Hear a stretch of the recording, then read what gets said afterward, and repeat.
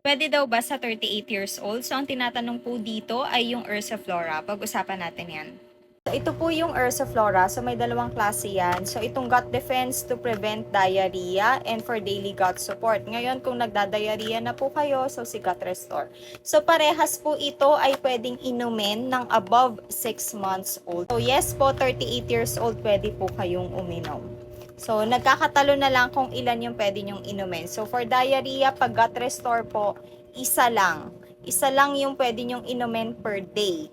So, regardless po sa edad, basta above 6 months old po, isa lang pag Gut Restore. So, ito po, depende sa edad. As daily gut support po to prevent diarrhea, 1 vial po ay enough naman na.